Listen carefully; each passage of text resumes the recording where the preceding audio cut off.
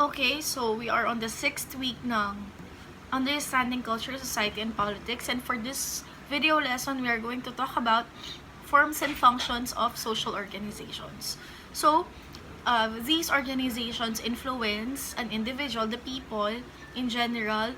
They help them establish how they should act, how they should go about their environment.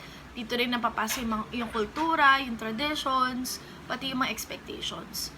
So, social organizations or institutions are established sets of norms and subsystems. Norms are expected behavior from a person set by a particular group of people or by the society.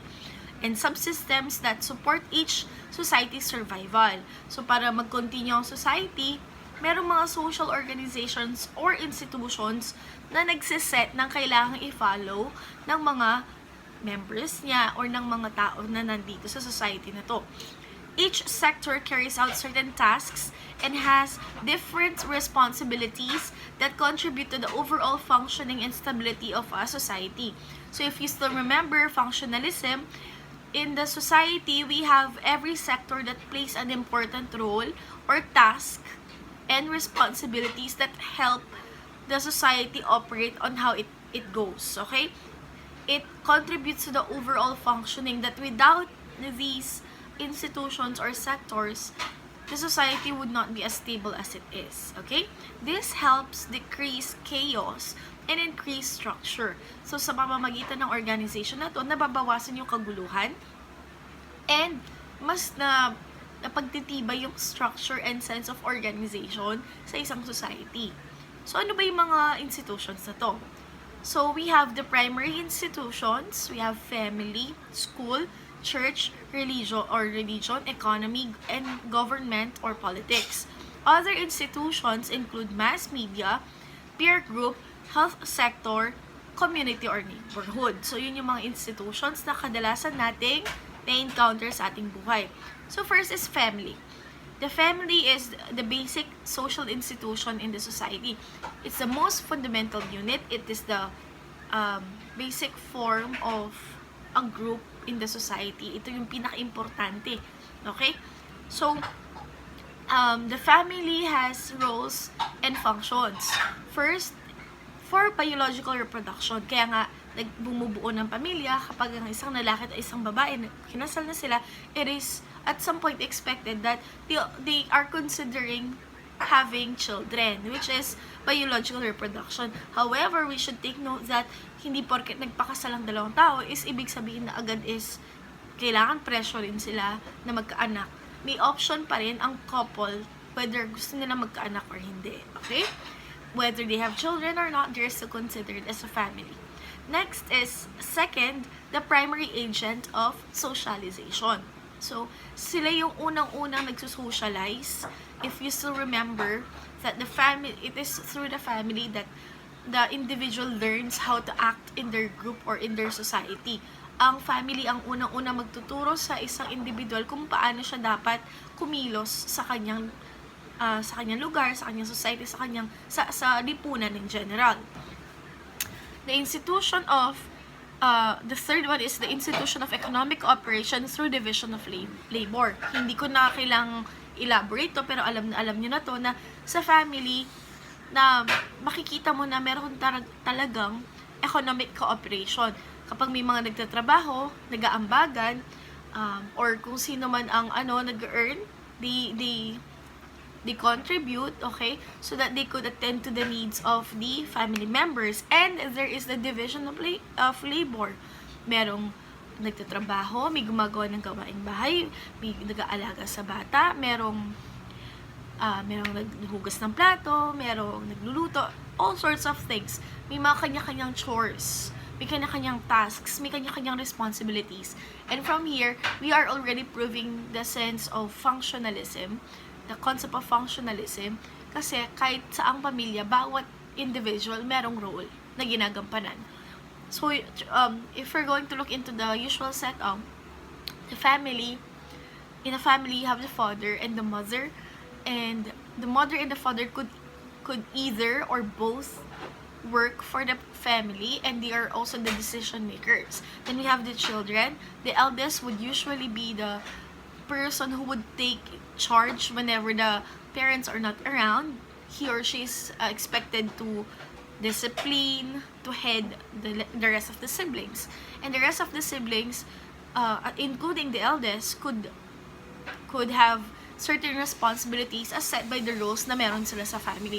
But definitely, iba't iba ang practices from family to family. Okay? And fourth, to care for and nurture children to become responsible adults. So ito yung mga homes ang breeding ground. Ito yung unang-unang place kung paano nagkakaroon ng mga responsible adults or ng mga individuals na magiging people na magsa-start ulit ng family. So, napaka-important ng basic unit of the society. Okay? Next is the school. Okay? The school is also very important. We spent a lot of years here.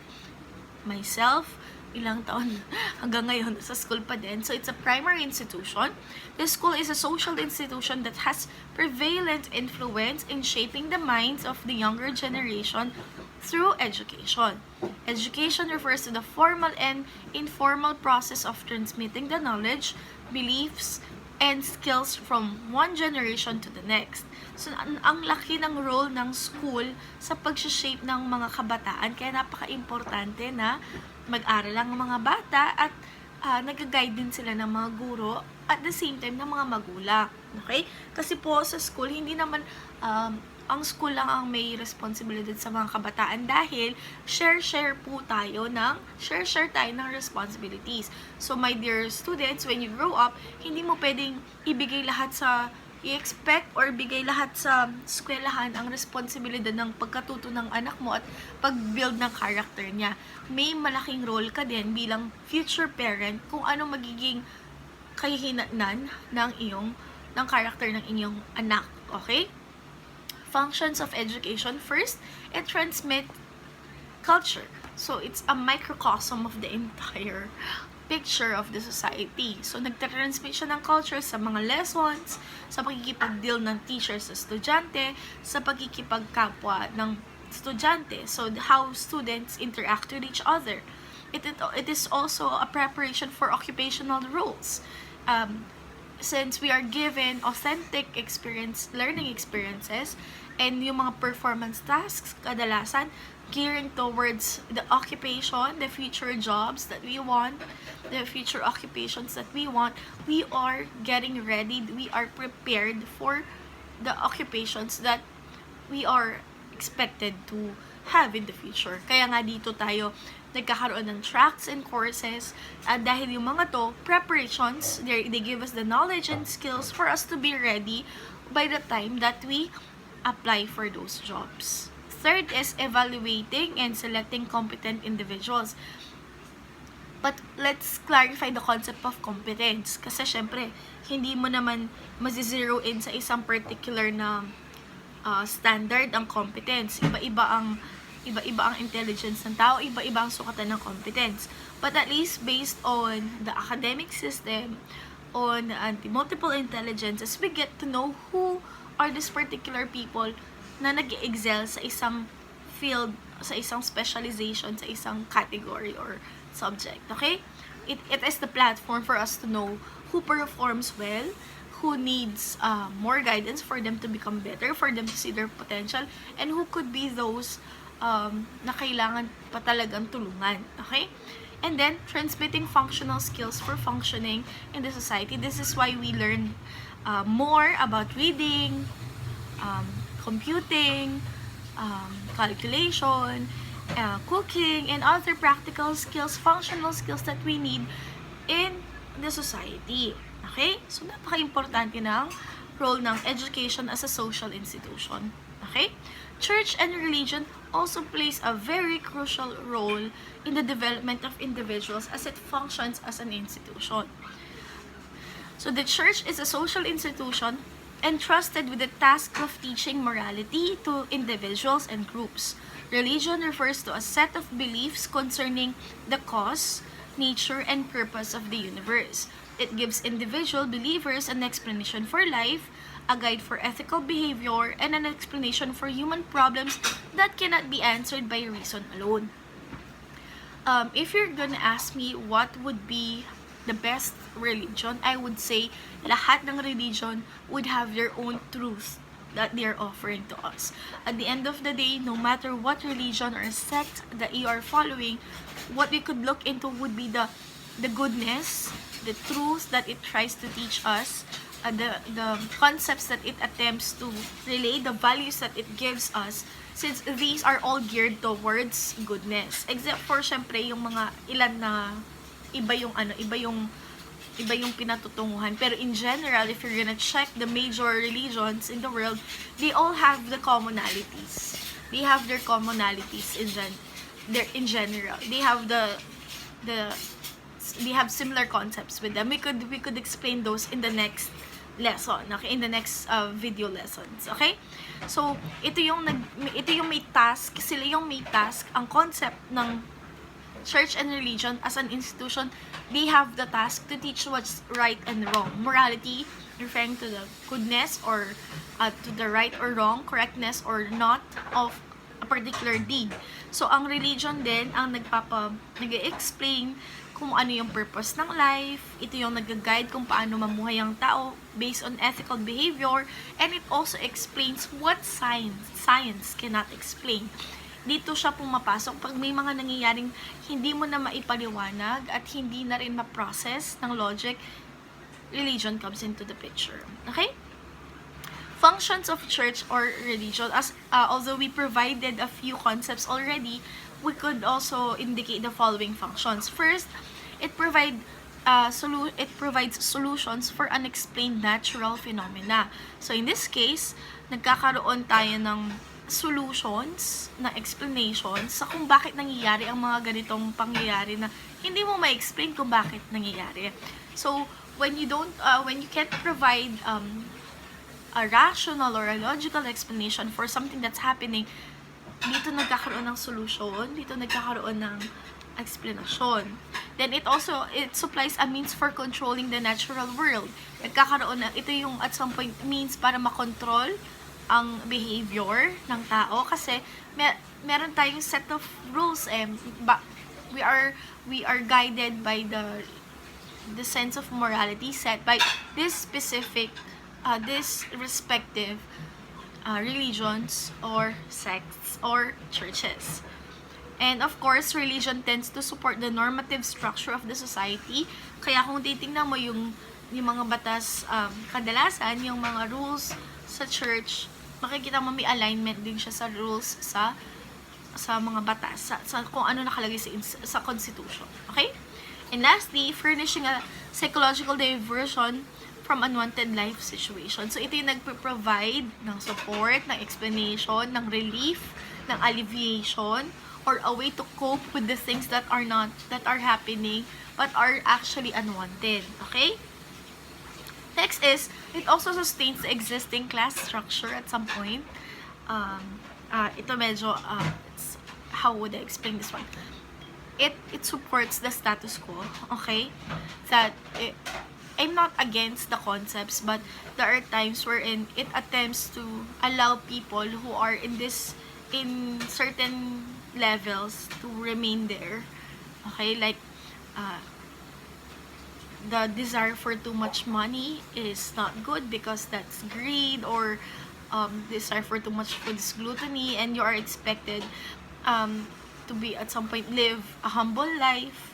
So that makes people think that if you have this kind of life, if you're living a simple life or let's say lower than the usual, if they're really believing on what is written and what is stated on their laws, on their guides, they would more likely accept what's happening already.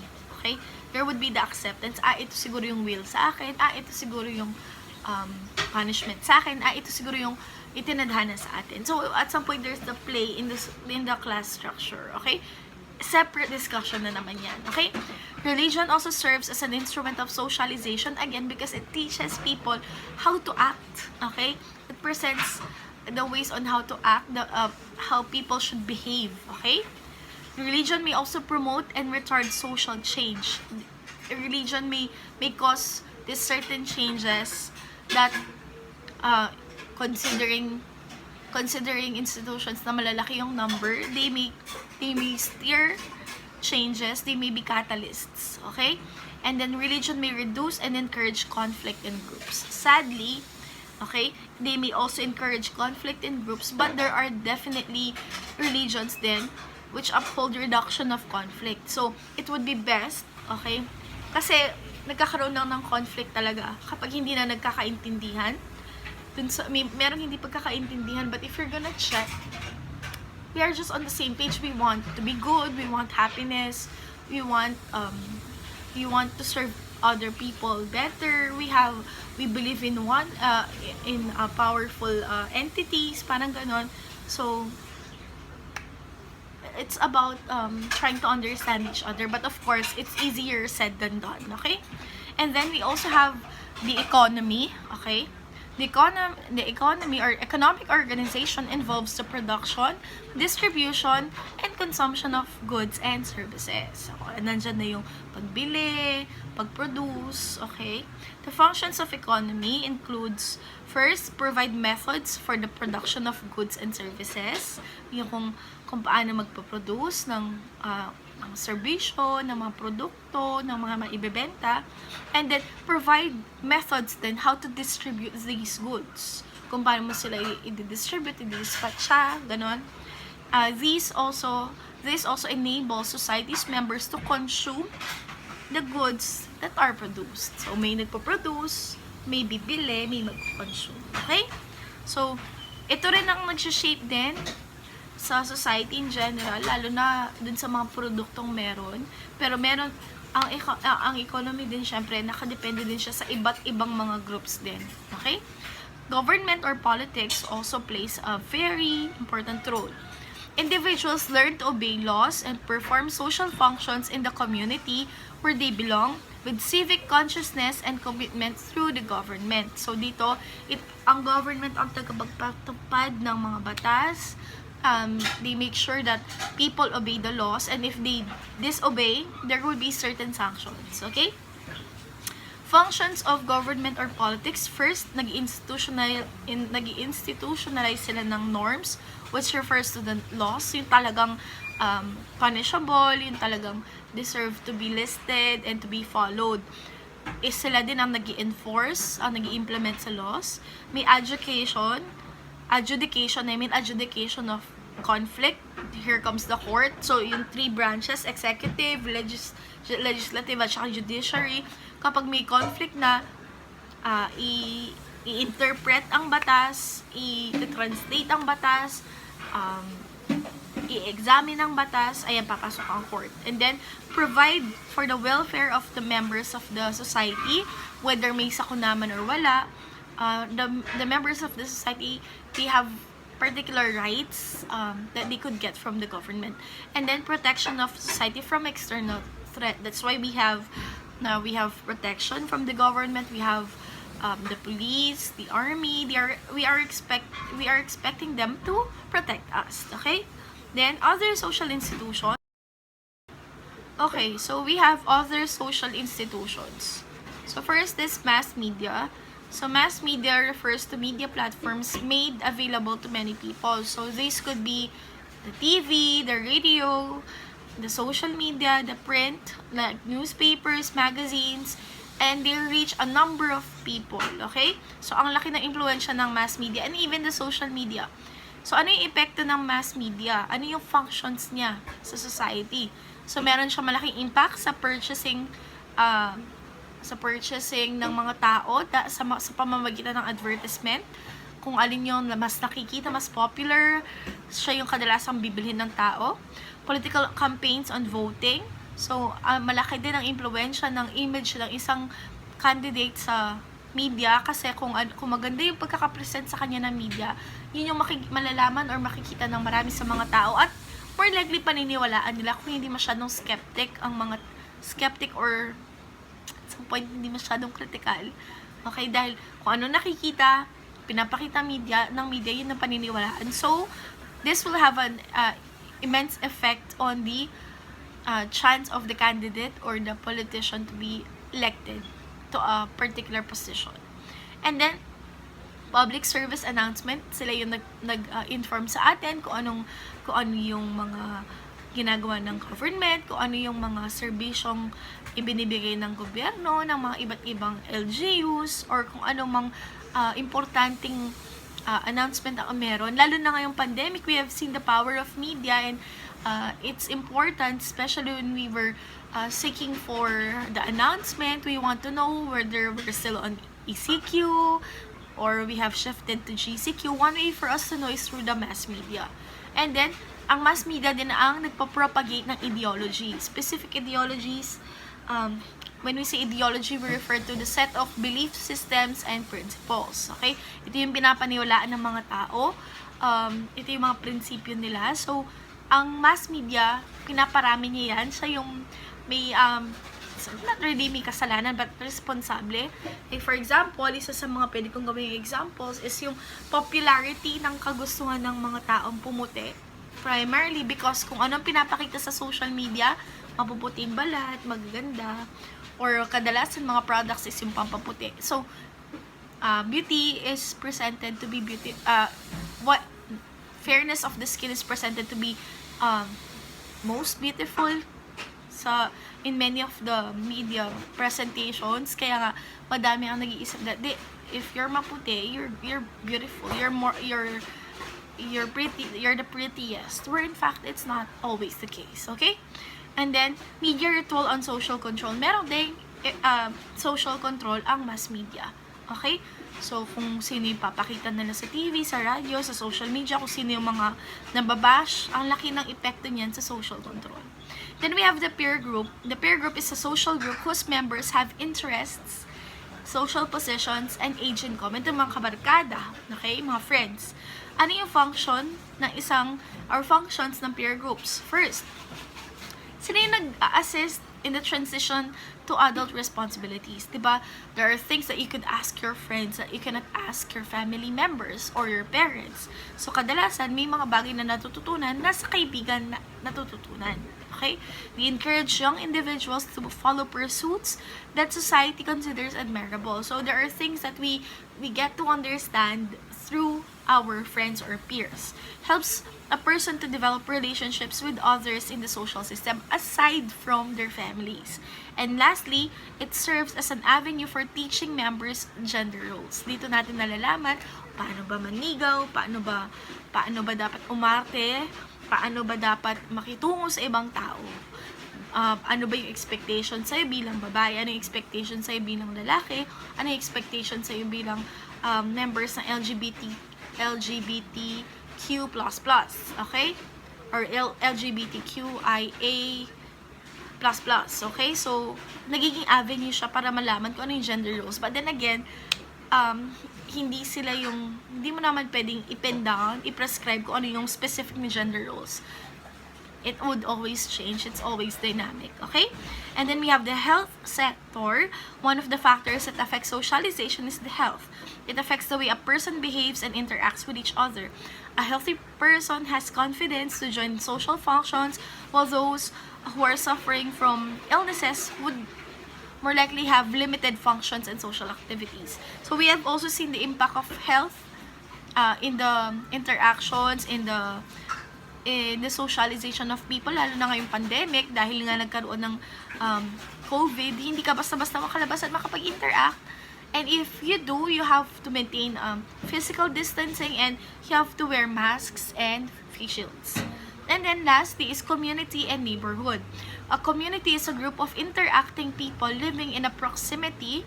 A community usually refers to a social unit larger than a household that shares common values and has social cohesion. Okay?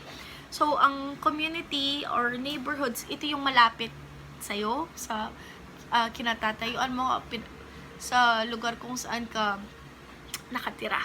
Okay?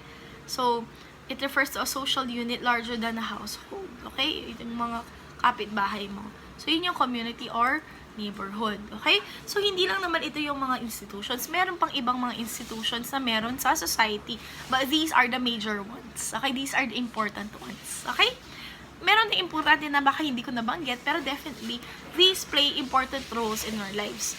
And you cannot imagine yourself not being part of any of these institutions. Because, although there would be some na walang, na hindi nag-subscribe sa mga, or hindi members sa mga institutions na to, pero definitely meron kahit isa lang sa mga to na na-experience or naging member sila doon. Okay?